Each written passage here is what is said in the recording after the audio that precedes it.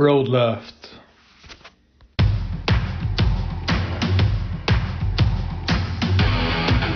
Il aime le code. Il faut que la communication soit codée, mais de façon claire et transparente. La rigidité, c'est pas pour lui. Mon nom est Francis Parent-Valquette et vous écoutez le Sandro Show. Mais le plus important, c'est qu'il est bélier. Aujourd'hui, je veux te parler de van life, un petit peu mon parcours des dernières années, en fait surtout du setup van life, où j'en suis rendu là-dedans. Si jamais tu as écouté les épisodes, j'en ai parlé un petit peu. C'est sûr, j'ai pas fait beaucoup d'épisodes dans les 2-3 dernières années, fait que c'est sûr que c'est quand même limité. Mais je vais faire quand même un petit résumé. 2022, séparation, donc je tombe seul. Et une des choses qui m'a beaucoup raccroché dans le fond à passer quand tu tombes célibataire en septembre, ce qui est le fun, c'est que tu arrives dans l'hiver, hein, fait que c'est comme un peu moins le moment que tu as des barbecues, des chums, comme t'es un petit peu plus forcé à rester, je te dirais, un petit peu plus lié à toi-même. Et une des choses qui m'a vraiment beaucoup aidé, si je me suis dit, je vais me faire un setup camper dans ma van, puis l'été prochain, je vais pouvoir partir, puis me faire des fins de semaine quand j'ai pas les enfants, pouvoir me faire des fins de semaine comme pour moi un petit peu, tu sais, d'aller faire des randos, d'aller explorer, de faire la van life. Et ce que j'ai fait, c'est que j'ai commencé à geeker ça, à aller sur YouTube, aller chercher sur Internet, aller chercher c'est quoi les produits qui se vendent, c'est quoi les setups. Et un des enjeux que j'avais, en fait, c'était mon lit. Et puis là, je vais faire un petit aparté là-dessus, on va en rire un petit peu. Et en fouillant pour des lits, évidemment, ben j'ai trouvé toutes sortes de trucs, mais c'était tout le temps des espèces de lits qui se déplient de l'arrière vers l'avant. Mais une des choses que j'avais besoin, premièrement, c'était de pouvoir serrer ce setup-là facilement parce que je suis en appartement, fait que je voulais pas que ça prenne trop de place. Puis l'autre chose, c'est que je voulais garder mais des places assises parce que j'ai 2 enfants. Donc, à un moment donné, ça devient quand même complexe de voyager quand tu as juste 2 places. Fait que j'ai commencé à écouter un paquet de vidéos et en fait, c'est pas de lui que je l'ai trouvé, mais un des vidéos que j'ai trouvé, c'était très drôle. C'est un gars qui s'appelle Eric et c'est un Québécois clairement, mais il fait des vidéos en anglais. Dans le fond, il fait du voice-over, fait qu'il montre des photos. Puis il y avait une vidéo, c'était genre The 12 Mistakes People Make Van Life Bad, un affaire de même. Puis là, je commence à écouter ça et le gars, il parle vraiment mal. Puis une des choses qu'il dit, il dit It might be, and you might be, comment il dit ça? You might be single you might be bachelor for now, but when you'll get a girlfriend, you'll need more space. So prepare yourself to have a large bed because you'll need it when you'll have a girlfriend.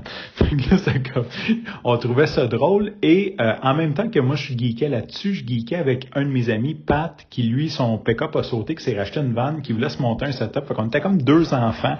Je me souviens même, je pense, le lendemain de Noël, on était assis ensemble dans mon salon, puis on écoutait des vidéos sur YouTube pour essayer de trouver le setup parfait pour nos vannes. Fait que là, grosso modo, histoire courte, moi je monte mon setup no build avec mon truc. Pat il s'achète un kit Roadloft ou baroudeur, je pense que c'est un baroudeur qu'il a acheté. En tout cas, il achète un kit préfet.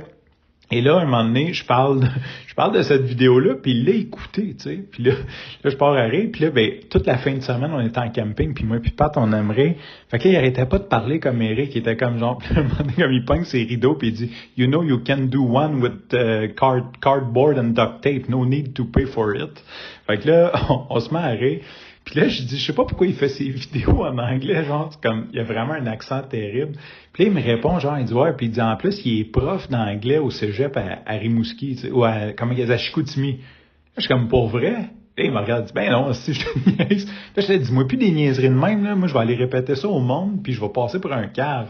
Puis là, Pat, il me regarde, puis il est comme, il est comme, à qui tu vas aller répéter ça, tu sais? Puis là, je le regarde, je fais comme, ouais, t'as raison. Qui d'autre, assez geek comme moi, puis toi, c'est Van, qui connaît la référence de Eric qui raconte des histoires sur un lit.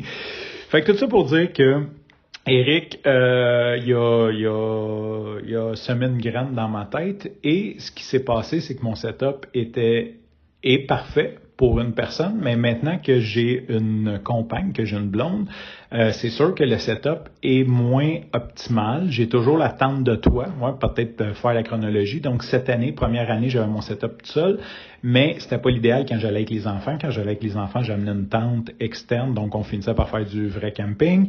Par la suite, cette année, on a acheté une tente de toit au printemps. Fait comme ça fait la chambre des enfants. C'est quand même très cool. On peut coucher 2 dans la tente de toit.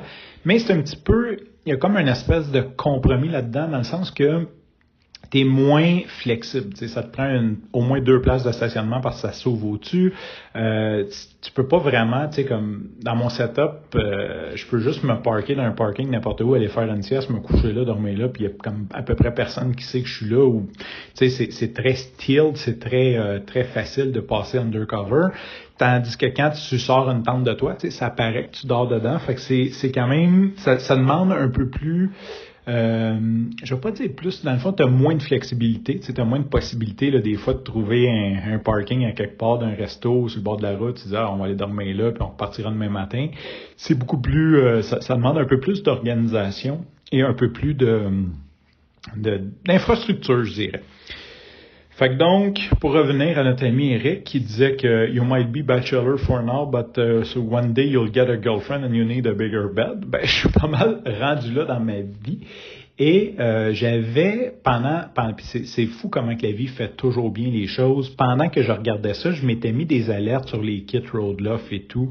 Et sincèrement, je paierai jamais le prix de ça, là. Tu sais, comme, je vois la valeur, tu sais, je vois le développement qu'il y a là-dedans, je vois tout ça, mais c'est comme 3 caisses de lait en bois pour 5000 $, là, tu sais, je paierai jamais le prix de ça, mais je m'étais mis une alerte. Puis là, l'autre jour, je reçois un courriel d'alerte de Kijiji qui me dit il y a un match selon vos critères. Je dis, OK. Fait que là, je m'en vais voir.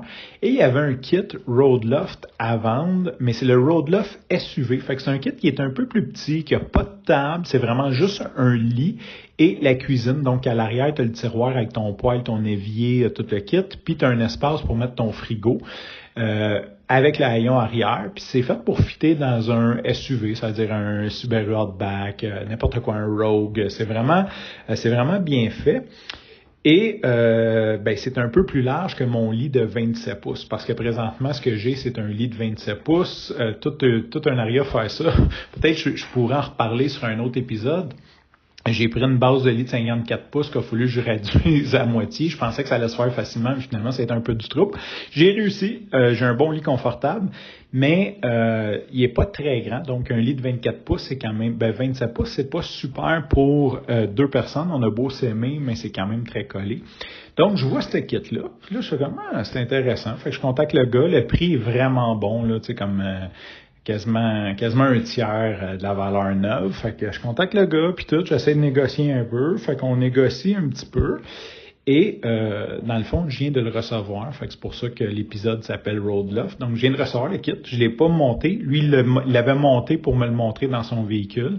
Fait que je suis très content. Le setup camper s'améliore d'année en année. Donc, première année, juste une place pour moi, dans le fond, mon lit, mon frigo, avec mon stock de camping en dessous du lit. Maintenant, tente de toit pour les enfants / même pour moi. Et maintenant, on va avoir 2 places intérieures avec la tente de toit. Une chose qui est vraiment cool du kit SUV que j'avais jamais regardé, parce que dans le fond, je regardais les kits pour ma vanne et non les kits de SUV, c'est que tu peux le faire lit simple ou lit double. Donc, tu peux avoir un lit de 40 pouces ou un lit de genre 22 pouces. Fait que ce qui est cool, c'est que quand je vais partir tout seul, je vais quand même avoir la possibilité de laisser les sièges, que les enfants puissent s'asseoir, mais quand même avoir un lit. Et les fins de semaine que je vais partir avec ma blonde, mais je vais tout simplement pouvoir enlever le siège et faire un lit double. Fait que je suis vraiment content.